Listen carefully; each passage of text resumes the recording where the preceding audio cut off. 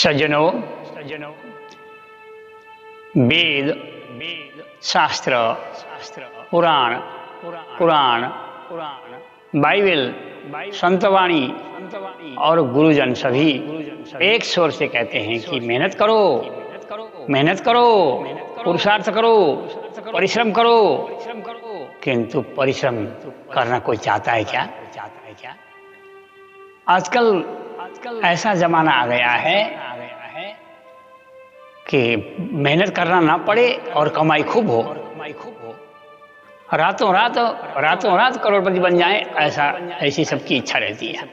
लगभग अधिकतर लोगों की इच्छा रहती है। किंतु पुरुषार्थ किए बिना का जो धन है वो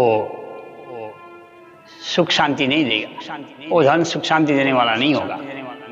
इसीलिए मेहनत और पुरुषार्थ करके जो धन कमाया जाता है वो सुख देगा, शांति देगा और आपको आनंद देगा।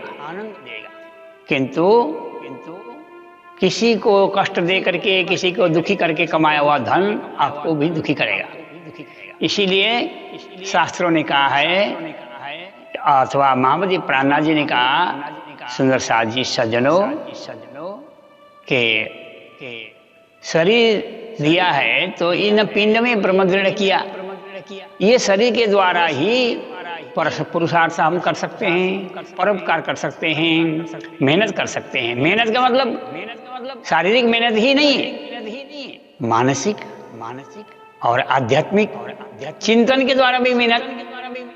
हर प्रकार से मेहनत करने का मतलब शारीरिक बल प्रयोग करना ही नहीं है, दिमाग को प्रयोग करना अथवा कोई पुस्तकों को पढ़ना अथवा कोई अध्ययन करना, ये भी मेहनत है। तो हर प्रकार से मेहनत करेंगे तो मेहनत का फल मीठा होता है। तो सज्जनों, जब तक हम मेहनत करेंगे तभी हमारा जीवन सफल बनेगा। और दूसरी बात है प्रेम के विषय में, प्रेम आंखों से नहीं मन से देखा जाता है। आंखों से देखा नहीं जाता प्रेम को। प्रेम का स्वरूप क्या है?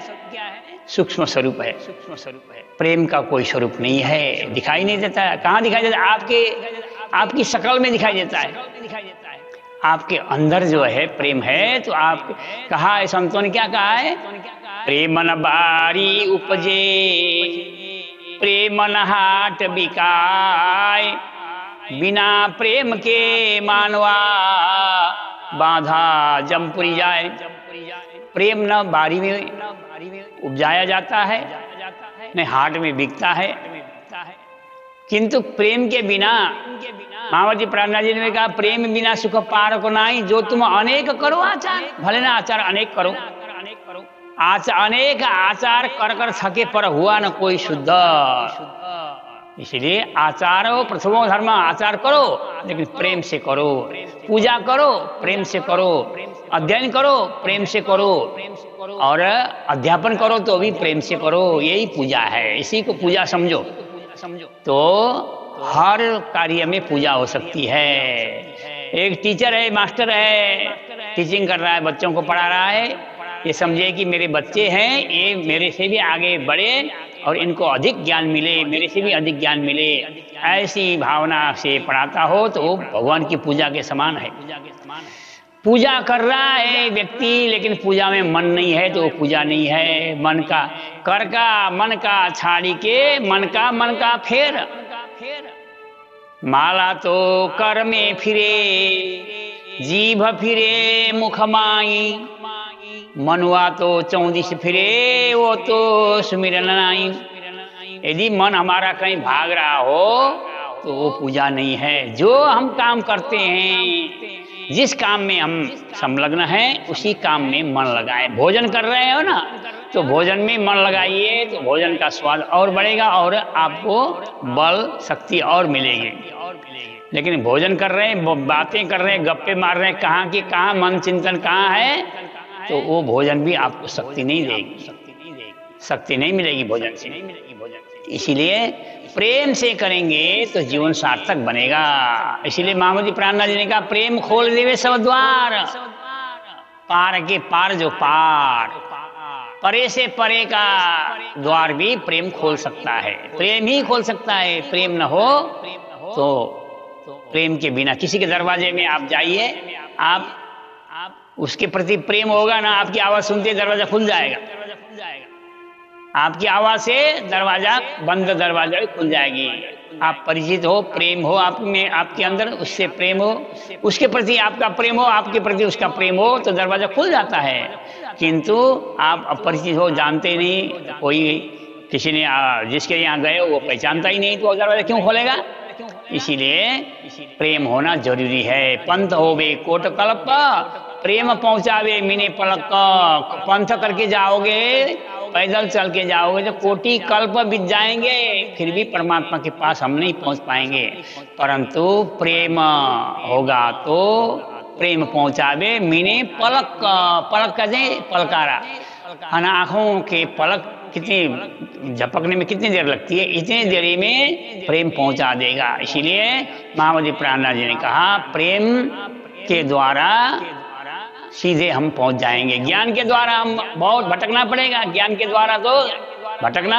यदि आप ज्ञानी हो और प्रेमी भी हो तो देखते जाइए, है ना, 7 पाताल 7 स्वर्ग, उसके बाद निराकार और गायत्री ज्ञान शक्ति, गायत्री ज्योति स्वरूप, उसके बाद 7 शून्य, उसके बाद फिर माँ नारायण प्रकृति पुरुष, फिर उसके बाद अव्याकृत, ये ज्ञान के द्वारा जाया जा सकता है। और उसके बाद सबलिक, फिर उसके बाद केवल ब्रह्म तक, उसके बाद सत्स्वरूप ब्रह्म, उसके बाद आप अक्षर ब्रह्म तक पहुंचोगे, और उसके आगे अक्षरातीत का धाम है, वहां पहुंचोगे।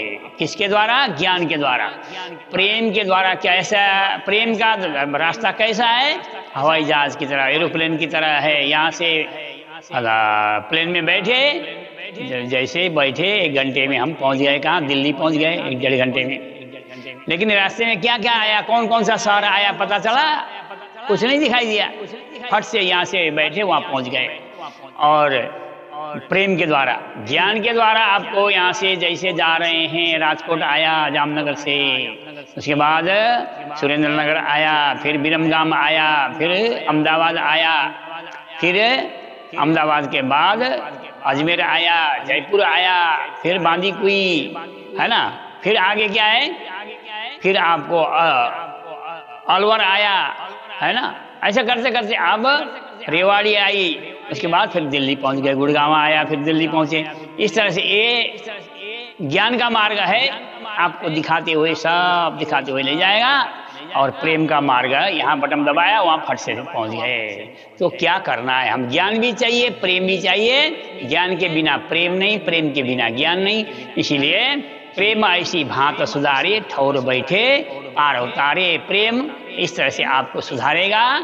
यहाँ बैठे, इतने बैठे जागे घर धाम, इतने बैठे घर जागे धाम, पूर्ण मदद हुए सब काम, सारे मदद पूर्ण होंगे।